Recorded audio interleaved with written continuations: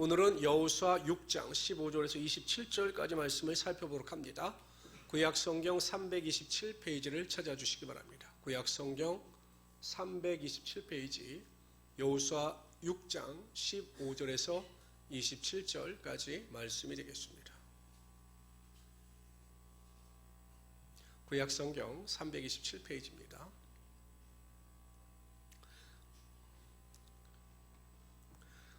가나안 땅에 진입한 이스라엘 백성들은 가장 먼저 여리고성을 만나게 됩니다. 이 여리고성은 견고한 성이었고 또한 강력한 군사력을 가진 성이었지만 이스라엘 백성들의 요단 동편에서 바산한 옷 시온 왕을 물리친 이야기를 듣고 그들은 겁을 먹고 수세로 일관했습니다. 여리고성을 공격하고 그 성을 정복하는 방법은 하나님께로부터 비롯되었습니다. 단순한 방법이었습니다. 순서를 정해서 무장한 군인 또한 7 양각 나팔을 든 7 제사장 그리고 하나님의 언약궤를 맨 제사장 그리고 무장된 군사들의 순서로 세운 뒤에 그들이 6일 동안은 하루에 한 바퀴씩 성을 도는 것이었습니다. 나팔을 불면서. 그리고 백성들은 침묵하였습니다. 입 밖에도 말을 내지 말라, 말을 하지 말라라고 하는 명령을 듣게 됩니다. 하루, 이틀, 사흘, 나흘 6일 동안 성을 돌고 나팔을 불었지만 어떠한 조짐도 보이지 않았습니다. 그리고 마침내 일주일, 7일째가 되는 이야기가 오늘 본문에 나옵니다. 우리 15절부터 21절까지 한 절씩 교독합니다. 7째 날 새벽에 그들이 일찍 일어나서 전과 같은 방식으로 그 성을 7번 도니 그 성을 7번 돌기는 그날 뿐이었더라. 7번째 제사장들이 나팔을 불 때에 여호수아가 백성에게 이르되 외치라 여호와께서 너에게 이 성을 주셨느니라. 이 성과 그 가운데 있는 모든 것은 여호와께 온전히 바치되 기생 랍과 그 집에 돈과하는 자는 모두 살려주라. 이는 우리가 보낸 사자들을 그가 숨겨주었음이니라. 너희는 온전히 바치고 그 바친 것 중에서 어떤 것인지 취하여 너희가 이스라엘 진영으로 바치는 것이 되게 하여 고통을 당하게 되지 아니하도록 오직 너희는 그 바친 물건에 손대지 말라. 은금과 동철 기구들은 다 여호와께 구별될 것이니 그것을 여호와의 곳간에 들릴지니라 하니라. 이에 백성은 외치고 제사장들은 나팔을 불매 백성이 나팔 소리를 들을 때 크게 소리질러 외치니 성벽이 무너져 내린지라. 백성이 각기 앞으로 나아가 그 성에 들어가서 그 성을 점령하고 우리 21절 다 같이 읽읍시다. 시작. 모든 것을 온전히 바치되 남녀노소와 소와 양과 나귀를 칼날로 멸하니라. 아멘. 16절에 보면 이렇게 말씀이 나옵니다. 16절 보면 7번째 제사장들이 나팔을 불 때 여호수아가 백성에게 이르되 외치라 여호와께서 이 성을 주셨느니라 이렇게 말씀하고 있습니다. 6일 동안은 침묵했습니다. 그런데 일주일 되었을 때 큰 소리로 함성을 아릴 때 하나님께서 그 여리고성을 무너뜨려 주셨던 것입니다. 이스라엘 백성들이 6일 동안 돌면서 침묵을 강요받았지만 침묵하라고 명령을 받았지만 혹 이들이 하나님께서 외치라고 하는 것보다 더 빨리 외치면 성이 무너지지 않겠는가라고 하는 생각을 가지고 3일째 되던 날 소리를 외쳤다고 한번 가정해 보십시오. 여리고성이 무너졌겠습니까? 오히려 그들은 하나님께로부터 책망을 들었을 겁니다. 여호수아에게 책망을 들었을 것입니다. 하나님께서 외치라라고 명령하셨을 때 외칠 때 그 여리고성이 무너지는 하나님의 능력이 나타나게 되었던 것입니다. 항상 우리의 신앙에도 때가 있습니다. 때가 있습니다. 우리의 때가 아니라 하나님의 때가 있는 것입니다. 우리가 바라는 것이 우리가 바라는 때가 최고의 때인 것 같지만 우리가 바라는 때보다 하나님께서 예비하신 때가 가장 완벽한 때이고 그때 하나님께서는 우리에게 완전한 것을 허락하여 주십니다. 그런데 문제는 무엇이냐? 우리가 기다리지 못한다는 거예요. 특히 우리 한국 사람들은 빨리빨리 문화가 굉장히 발달했습니다. 보면 우리 교회도 이렇게 보면 우리 성도님들도 보면 커피 자판기를 누르고 이렇게 커피가 이렇게 나올 때 되면 그 기다리면 되지 않습니까? 근데 꼭 손을 넣어서 이렇게 만져보시더라고요. 꺼내려고. 그리고 우리나라 사람들이 사탕을 끝까지 다 녹여서 먹지를 못한대요. 먹다 보면 중간에 다 깨물어 먹고 그 정도로 성격이 급하다라는 것입니다. 우리 입장에서 보면 우리가 기도를 시작하자마자 하나님께서 우리 기도에 응답해 주는 것이 가장 좋은 시나리오입니다. 그렇잖아요. 오늘 문제를 만났습니다. 하나님 앞에 나와 간절히 기도했더니 하나님께서 문제를 완전히 해결하여 주셨습니다. 그것보다 더 좋은 축복은 없습니다. 그러나 여러분 생각해 보세요. 우리가 어려움을 당하고 고난을 당할 때 우리가 믿음으로 기도했습니다. 그랬더니 하나님께서 바로 2시간 만에 그 문제를 해결하여 주셨습니다. 그럼 여러분들 계속 기도하시겠습니까? 문제 해결 받았습니다. 기도했더니 그냥 하루 만에 문제가 다 해결됐어요. 내 병도 고침받고 모든 문제가 다 해결됐어요. 그럼 다음 날도 기도하실 것 같습니까? 네라고 하지만 제가 목회를 해보는 동안 그런 성도는 별로 없습니다. 탈무드의 격언에 보면 자녀들에게 물고기를 잡아주지 말고 물고기 잡는 법을 가르치라고 하는 그 격언이 있습니다. 하나님께서는 성도들이 하나님께서 사랑하는 자녀들이 문제를 만났을 때 그 문제를 바로 해결해 주시는 것보다 더 완전한 선물을 주시는데 그 선물이 무엇이냐? 그 문제를 이길 수 있는 믿음을 허락하여 주신다는 것입니다. 우리가 처음에는 어떤 문제를 만납니다. 제가 목회를 해보니까 그래요. 문제를 만나요. 그런데 정말 그 문제가 죽을 것 같은 고통을 안겨다 줍니다. 그 문제 때문에 잠을 잘 수도 없고 불면증에 걸려서 정말 괴롭게 염려 가운데 살아갑니다. 그런데 하나님 앞에 열심히 기도했더니 그 문제가 해결함을 받았습니다. 확신이 생기죠. 아, 내가 믿음으로 기도하면 하나님께서 반드시 내 기도 가운데 응답하여 주시는구나. 우리가 또 더 큰 문제를 만납니다. 그럼 더 간절히 기도합니다. 그 문제를 위해서 기도하고 금식하고 기도하고 정말 부르짖어 기도합니다. 애끓는 마음을 가지고 기도합니다. 하나님께서 그 기도 가운데 응답하여 주셔서 문제가 복이 되어 축복이 되게 하여 주셨습니다. 그럼 우리의 믿음이 한층 더 성숙되어지는 것입니다. 그리고 나중에 내 인생을 뒤돌아보면 예전에 내가 정말 그 문제 가운데 애끓고 넘어지고 쓰러졌던 그 문제가 이제는 아무것도 아닌 것이 되는 것입니다. 하나님은 인내를 통해서 믿음을 가르치시고 그 믿음을 통해서 하나님의 온전한 사람으로 만들어 주시는 것입니다. 그래서 우리가 기도 응답이 늦어진다, 문제 해결이 늦어진다, 무익한 것이 아니라 우리의 삶에 오히려 유익한 것이 될 수 있다는 것입니다. 요셉이 13년 동안 종살이를 하죠. 그리고 그 감옥에서 죄인의 신분으로 살아갑니다. 굉장히 오랜 시간이었습니다. 13년이면. 13년 내가 돈을 벌어도 많이 벌고 나가서 일했어도 더 훌륭한 사람이 될 수 있었을 것이다 라고 생각하지만 아닐 겁니다. 그 왕의 신하들이 잡히는 그 감옥에서 요셉은 13년 동안 애굽의 문화를 익혔을 것이고 애굽의 언어를 익혔을 것입니다. 그렇잖아요. 왕의 신하들이 오는 감옥이니 그 애굽의 최고층의 문화, 최고층의 언어를 배우고 그가 습득하였습니다. 그러니까 여러분 애굽의 총리로 들어갔을 때 그가 어떠한 어려움도 당하지 아니하고 문제도 발생하지 않고 총리로서 완벽하게 그 일을 행하여 나갈 수가 있었던 것입니다. 다윗은 어떻습니까? 10년 동안 죽음의 고비를 넘겨가면서 도망자의 삶을 살아갑니다. 다윗의 삶에 있어 가장 믿음이 견고했던 때가 언제였는가? 바로 다윗의 사울 왕의 칼을 피하여 도망자의 삶을 살 때입니다. 그때 모든 시편이 다 나왔던 것입니다. 이처럼 여러분 우리의 삶에 고난의 길이는 절대 무익하지 않습니다. 고난의 길이가 길면 길수록 우리의 믿음이 더 견고해지며 하나님께로 더 가까이 나아갈 수가 있게 된다는 것입니다. 항상 기도하십시오. 기도할 때마다 하나님, 나의 때가 아니라 하나님의 때에 하나님의 능력이 임하게 하여 주시고 하나님의 때에 가장 완전한 하나님의 축복이 임하게 하여 주십시오라고 기도하면 하나님의 때 가장 좋은 것으로 이루어지게 하여 주시고 하나님의 때 가장 큰 축복으로 우리 삶 가운데 함께하여 주실 것입니다. 그래서 우리 성도들은 갈라디아서 6장 9절에 보면 우리가 선을 행하되, 제가 성도들에게 가장 많이 드리는 말씀입니다. 고난 가운데 문제 가운데 기도를 부탁하는 분들에게 제가 드리는 말씀이 이 말씀이에요. 우리가 선을 행하되 낙심하지 말지니 포기하지 아니하면 때가 이름에 이루리라. 좋지 않습니까?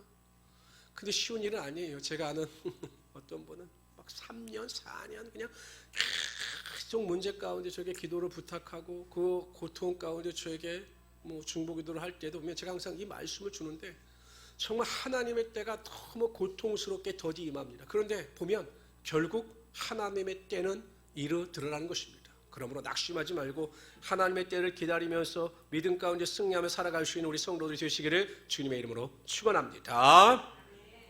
18절에 보면 다 같이 읽어봅시다. 시작. 너희는 바칠 물건을 스스로 삼가라. 너희가 그것을 바친 후에 그 바친 어떤 것이든지 은금과 동철기구들과 19절도 같이 읽으세요. 시작. 그것을 여호와의 곳간에 드릴지니라.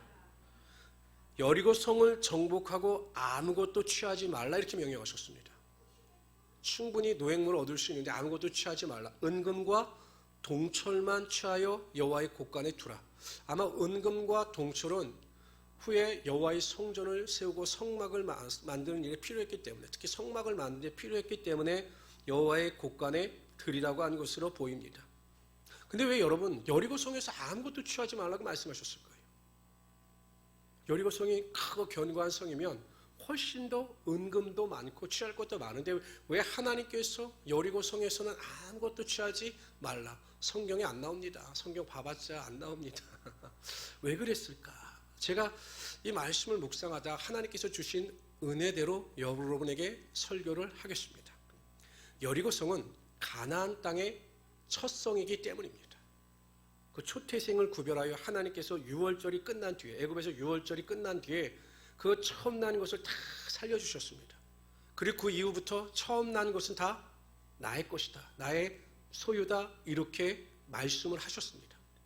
여리고성이 가나안 성에 있어 첫 번째, 가나안 땅에 있어 첫 번째 성이었기 때문에 하나님께서 그 여리고성을 취한 것입니다. 여리고성은 하나님의 것이었기 때문에 모든 것을 하나님께 드리고 너희들은 결코 아무것도 취하지 말라라고 명령하신 것입니다. 하나님께 대한 헌신을 가르치시고 요구하신 것입니다. 내 것을 누군가에게 준다고 하는 것은 쉬운 일이 아닙니다. 물론 선천적으로 베푸시는 것을 좋아하는 분들이 있어요. 근데 여러분 아무 대가 없이 내 것을 다 준다? 이게 쉬운 일은 아닙니다. 한번 생각해 보세요. 내가 아는 사람을 만나서, 친한 사람을 만나서 밥을 샀습니다. 내일도 그 사람을 만나서 내가 밥을 샀습니다. 3일째도 만나서 내가 밥을 샀습니다. 그 사람은 밥 살 생각을 전혀 하지 않아요. 사흘, 5일, 6일, 7일, 8일, 한 달 내내 내가 밥을 샀습니다. 여러분들 그 사람을 계속 만나실 것 같습니까? 내가 계속 밥을 사니까 야, 밥 사는 축복이 있다라고 해서 그 사람은 전혀 밥 살 생각이 없는데도 불구하고 내가 그 사람을 사랑하고 그 사람을 계속 대접하겠다. 이럴 분들만 한번 아멘 해보시기 바랍니다. 아멘, 저는 합니다만은 쉽지 않아요. 내가 베풀면 내가 받기를 원하는 거죠. 그러나 전적으로 어떠한 대가나 어떠한 친절을 생각지 아니하고 무조건적으로 베풀고 무조건적으로 나의 것을 주는 것은 사랑입니다. 이게 누구에게 가능하냐? 부모는 가능해요. 부모는. 제가 보면 부모는 어느 정도 가능합니다. 자녀들을 키우고 양육하다 보면 부모는 자녀에게 한없이 베풀고자 하는 마음이 있습니다. 왜? 사랑하기 때문에. 재물보다 내 자녀를 더 사랑하기 때문에, 내 생명보다 자녀를 더 사랑하기 때문에 베푸는 것입니다. 하나님에 대한 사랑도 마찬가지입니다. 세상의 어떤 소유보다, 세상의 어떤 명예보다 하나님을 더 사랑한다면 하나님께 드리는 것에 대하여 주저하지 않고 하나님께 드리는 것에 대하여 기뻐하고 즐거운 마음으로 드릴 수가 있게 되는 것입니다. 나의 재물도, 나의 헌신도, 나의 시간도 하나님을 위해서라면 전혀 아깝지 않게 드릴 수가 있는 것입니다. 제가 옛날에 청년 사역을 할 때 한 청년이 어렵게 해서 이제 대기업에 취업을 했어요. 첫 월급을 딱 받았습니다. 근데 그 청년이 그렇게 넉넉한 청년은 아니었어요. 그런데 그 딱 첫 월급을 받더니 이 처음 것을 하나님께서 주셨다고 그 월급을 다 하나님께 헌금을 하더라고요. 솔직히 제가 깜짝 놀랐습니다. 자기 생활비는 떼어놓고 다 드릴 줄 알았는데 하나님께서 나에게 처음 주신 것 내가 하나님께 다 드립니다. 감사합니다. 그런 마음을 가지고 하나님께 드렸습니다. 하나님께서 드린 것 이상으로 축복하시고 하나님께 드린 것 이상으로 하나님께서 부어주시는 것을 제가 목격했습니다. 하나님 앞에 아낌없이 나의 삶을 드리고 하나님 앞에 아낌없이 나의 모든 것을 드리는 자는 결코 인생이 마이너스가 아니라 플러스입니다. 하나님께서 더 좋은 곳으로 채워주시고 더 좋은 곳으로 인도하여 주시기 때문이죠. 우리 성도님들은 항상 하나님께 드리는 것에 대하여 감사하시고 나를 드리는 것이 하나님께 기쁨이고 영광이 된다는 사실을 깨닫고 하나님 앞에 온전한 것을 드리며 살아갈 수 있는 우리 성도로 되시기를 주님으로 축원합니다. 금요일날 여러분 이 시간에 나와서 예배 드리는 건 쉬운 일이 아니에요. 이 시간도 하나님께 드리는 헌신이고 하나님께 드리는 영광입니다. 예배를 귀히 여기는 여러분들에게 반드시 하나님께서 더 큰 것으로 축복하여 주시고 채워 주실 것입니다. 우리 22절부터 25절까지 읽도록 하죠. 22절 여러분들 읽어주세요. 읽습니다. 시작.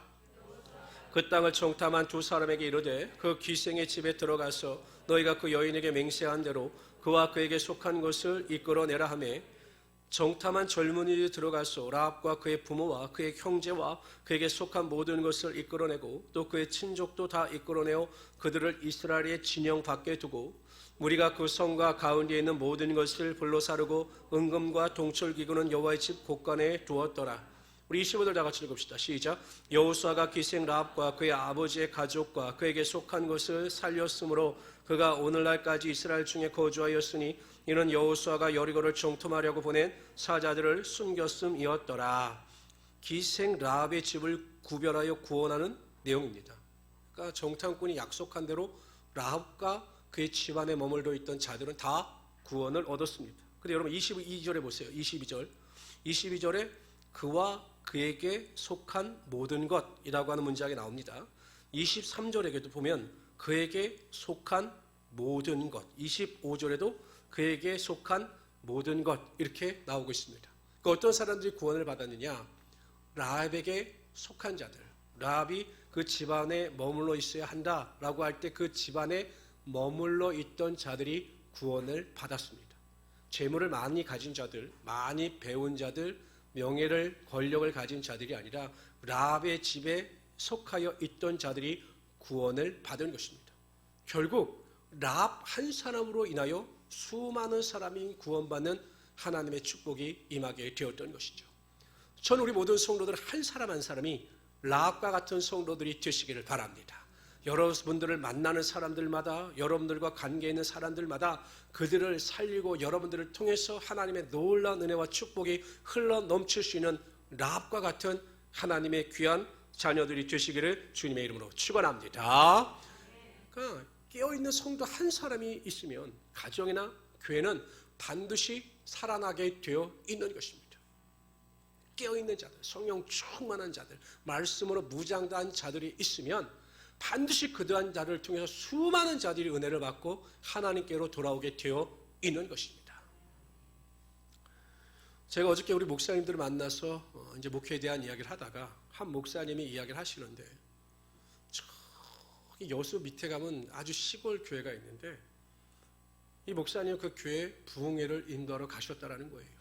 가보니까 할머니들만 계신데 할머니들만 80명이 계시더라는 거예요. 80명. 그래서 기도를 시켰는데 전부 방언으로 기도하시더라는 거예요. 이야, 이게 어떻게 된 거야? 너무 놀라셨다는 거예요. 그리고 이 할머님들이 이 목사님한테 은혜를 받으셔가지고 이건 오해 없이 들으시길 바랍니다. 목사님 에쿠스를 찾으시겠다고 5명까지 줄을 서셨다는 거예요. 이게 어떻게 변화됐는가를 물어봤더니 그 교회 어느 할머니 한 분이 이 목사님을 통해서 성령의 능력을 체험하고 방언의 기도의 능력을 체험한 뒤에 그다음 병 고침의 능력을 체험한 뒤에 전도하기 시작하고 사람들을 이끌어내어 예배 가운데 동참케 함으로 그분을 통해서 그 교회에 놀라운 부흥의 능력이 나타나게 되었다라는 것입니다. 이 마지막에 젊은 사람들도 아니고 그러한 분들을 통해서 능력이 나타나게 되었다라는 이야기를 듣고 정말 하나님은 살아계신 하나님이구나. 나이에 상관없이 하나님께서 쓰시고자 하신다면 하나님은 연로한 분들을 통해서도 하나님의 역사가 분명히 나타나게 하여 주시는 것입니다. 하나님이 찾으시는 그 한 사람이 되시기를 주님의 이름으로 축원합니다. 정탐꾼들은 라합에게 한 가지 당부를 하고 돌아갔습니다. 그것은 무엇이냐? 그 창문에 붉은 줄 하나를 내리라 이렇게 명령을 했습니다. 붉은 줄을 창문에 내리라, 달아내리라. 그것이 하나의 표시가 될 것이다. 너희 집을 구별하는 표시가 될 것이다 라고 요청을 했습니다. 그래서 라합이 붉은 줄을 내려놓았던 것입니다. 붉은 줄은 예수 그리스도의 보혈의 은혜와 능력을 상징하는 것입니다. 예수 그리스도의 십자가 보혈의 은혜와 능력, 예수님께서 나의 죄를 담당하시어 십자가에 달려 피 흘려 돌아가심으로 말미암아 나를 사하여 주시고 나의 모든 죄를 사하여 주시고 나를 구원해 주셨다라고 하는 사실, 이 보혈의 십자가 복음의 능력을 믿는 자들에게는 하나님께서 모든 구원의 은혜와 능력이 반드시 나타나게 하여 주시는 것입니다. 지위, 고하를 막론하고 남녀노소를 막론하고 보혈의 능력을 믿는 자들에게는 보혈의 능력이 반드시 나타나게 되어 있습니다. 우리가 이 자리에서 예배할 수 있는 것도 결국 십자가의 보혈의 은혜와 능력으로 하나님께서 우리를 구원하여 주셨기 때문입니다. 항상 그 은혜를 기억하시면서 믿음으로 하나님만을 기대하고 소망하며 살아갈 수 있는 우리 성도들이 되시기를 주님의 이름으로 축원합니다. 우리 26절 읽어봅시다. 26절 있습니다. 시작. 여호수아가 그때 맹세하게 하여 이르되 누구든지 일어나서 이 여리고성을 건축하는 자는 여호와 앞에서 저주를 받을 것이라. 그 기초를 쌓을 때 그의 맏아들을 잃을 것이요 그 문을 세울 때 그의 막내 아들을 잃으리라 하였더라. 여리고성을 세우면 반드시 징계와 심판이 임할 것이다 라고 말씀하였습니다. 제가 가봤지 않습니까? 여리고성.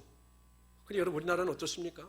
남한산성에 터가 있으면 돌로 성을 복원합니다. 제가 얼마 전에도 강화도를 한번 가보니까 거기도 성을 복원하더라고요. 근데 여리고성은 가보니까 성터만 있지 성을 복원하지 않았습니다. 한번 상식적으로 생각해 보세요. 그 성을 만약에 관광 차원 입장에서 복원해 놨더라면 그 성서학적 고고학적 그 연구를 통해서 여리고성을 복원해 놨더라면 훨씬 더 관광 자원으로서 가치가 있었을 것입니다. 그런데 터만 있고 거기는 절대 성을 세우지 않더라고요. 그게 왜 그럴까 제가 생각을 해보면 이 말씀에 그들은 아직도 순종하고 있는 것입니다. 그런데 문제는 이 말씀을 경홀히 여기고 무시하여 아합 왕 때 여리고성을 재건하다가 큰 불행을 당한 사람이 있습니다. 다 같이 읽어봅시다. 시작. 그 시대에 베델 사람 히엘이 여리고를 건축하였는데 저가 그 터를 쌓을 때 맏아들 아비람을 잃었고 그 머문을 세울 때 말제 아들 수굽을 잃었으니 여호와께서는 눈의 아들 여호수아라 하신 말씀과 같이 되었더라. 히엘이라고 하는 사람이 왜 여리고성을 세우려고 했는가? 하나님의 말씀을 경홀히 여겼기 때문입니다. 아이 설마 성을 세운다라고 해서 그러한 하나님의 말씀이 이루어지겠어? 그러한 재앙이 문제가 일어나겠어? 라고 하나님의 말씀을 경홀히 여기 때문에 그러한 행동을 하다가 그러한 불행을 맞이하고 말았던 것입니다. 성도 여러분, 말씀에 대한 태도, 그러니까 말씀을 대하는 태도로 인하여 우리의 삶이, 우리의 운명이 결정을 이루어지는 것입니다. 여러분 시편 1편을 읽다 보면 그 시편 1편의 핵심이 무엇이냐? 하나님의 말씀에 대한 태도입니다. 복 있는 사람은 악인의 길을 쫓지 아니하고 죄인의 길에 서지 아니하고 악한 자의 길을 쫓지 않고 주야로 하나님의 말씀을 묵상하는 자로다. 말씀에 대한 태도예요. 말씀을 귀히 여겨서 매일 말씀을 묵상하는 자, 복 있는 사람입니다. 그런데 그 뒤에 뭐라고 나옵니까? 악인은 그렇지 않음이요. 하나님의 말씀을 귀히 여기지 않는 것입니다. 하나님의 말씀을 중하게 생각하지 않는 것입니다. 그들은 반드시 심판을 받게 되어 있다는 것입니다. 하나님의 말씀을 경홀히 여기는 자를 하나님은 경홀히 여기십니다. 그러나 하나님의 말씀을 귀히 여기고 그 말씀에 순종하는 자들은 하나님께서 귀히 여기셔서 그 말씀에 순종하는 그 은혜 가운데 하나님의 능력이 반드시 임하게 하여 주시는 것입니다. 성도 여러분, 하나님의 말씀을 가까이 하시길 바랍니다. 매일 하나님의 말씀을 읽고 묵상하면서 하나님의 은혜 가운데 거하며 살아갈 수 있는 성도들이 되시기를 주님으로 축원합니다. 저도 요즘에 기억력이 좀 했는지 말씀이 잘 암송이 안 돼요. 그래서 저는 이렇게 좋은 말씀을 보면 이 포스트잇에다 제 말씀을 이렇게 적어 놓습니다. 그럼 제 책상에 컴퓨터가 있고 이렇게 독서대가 있어요. 독서대. 그리고 거기다 제가 성경 말씀을 포스트잇에 써서 이렇게 붙여 놓습니다. 은혜 받은 말씀이 있으면. 그런데 참 감사한 게요. 말씀을 암송했다 잊어버렸는데 가끔 그 말씀을 다시 묵상하면 그 순간 하나님께서 부어주시는 은혜와 확신이 있어요. 그 말씀을 다시 이렇게 딱 보고 말씀을 묵상하면 그 순간 하나님께서 말씀으로 역사하시고 마음에 믿음을 주시는 것을 확실하게 느낍니다. 항상 하나님의 말씀을 기억이시고 그 말씀 안에서 묵상의 능력을 맛보며 살아갈 수 있는 우리 성도들이 되시기를 주님의 이름으로 축원합니다. 우리 27절 다 같이 읽읍시다. 27절 다 같이 읽습니다. 시작. 여호와께서 여호수아와 함께 하시니 여호수아의 소문이 그 온 땅에 퍼지니라. 여호와께서 여호수아와 함께 하시니 여호수아의 소문이 그 온 땅에 퍼지니라. 그래서 사람들이 여호수아를 두려워합니다. 여호수아가 능력이 있어서 여호수아를 두려워한 것이 아니라 하나님께서 여호수아와 함께 하셨기 때문에 사람들이 여호수아를 두려워한 것입니다. 하나님께서 나와 함께 하시면 세상에 나를 감당할 수가 없습니다. 내가 비록 연약하고 부족할 때 할지라도 하나님께서 나와 함께하여 주셔서 나를 붙잡고 계시며 나를 인도하시면 세상이 우리를 감당할 수 없으며 우리의 가치가 세상의 가치로는 판단할 수 없게 된다는 것입니다. 가끔 세계 유명 스포츠 선수들의 애장품들이 경매에 나옵니다. 유명한 스포츠 마이클 조던이 신던 운동화, 유명한 마크 맥카이어라고 하는 그 메이저리그 야구 선수가 들고 치던 방망이, 이게 경매로 나오면 이게 상상할 수 없는 가격으로 경매에 낙찰이 됩니다. 이유는 한 가지입니다. 조던이 그 신발을 신었기 때문이죠. 제가 신었던 신발은 어떻게 될까요? 제가 신었던 신발은 폐물입니다. 폐물. 가져가라고 해도 가져가지도 않아요. 왜? 내가 신었기 때문에. 마찬가지죠. 우리가 아무리 부족하고 연약할지라도 하나님께서 나를 안고 계시고 나를 붙잡고 계시면 세상이 감당할 수 없는 위대한 사람이 될 수가 있는 것입니다. 가장 똑똑한 사람은 내가 하나님의 손에 붙잡힌 바가 되는 것입니다. 하나님께서 나를 사용하실 수 있도록 나를 만들어 가는 것입니다. 예배를 통해서, 기도를 통해서, 말씀을 통해서 하나님의 쓰시기에 합당한 내 자신을 만들어 가면 하나님께서 그 거룩한 은혜 가운데 나를 붙잡아 주시고 나를 통해서 하나님의 능력이 임하게 하여 주십니다. 우리가 그것을 기대하는 것입니다. 그것을 소망하는 것입니다. 그래서 세상을 이길 수 있는 은혜와 능력이 우리에게 부어주게 되는 것입니다. 그런 믿음을 가지고 오늘 하루도 여러분 이 예배 시간에 간절히 기도하십시오. 하나님, 나와 함께 하시고 나를 통해서 하나님의 능력이 나타나게 하여 주시옵소서. 하나님이 사용하시는 사람이 되게 하여 주시옵소서. 하나님께서 이끄시는 사람이 되게 하여 주시옵소서 라고 기도하심으로 하나님의 영광을 드러내며 살아갈 수 있는 우리 귀한 성도들이 되시기를 주님의 이름으로 축원합니다.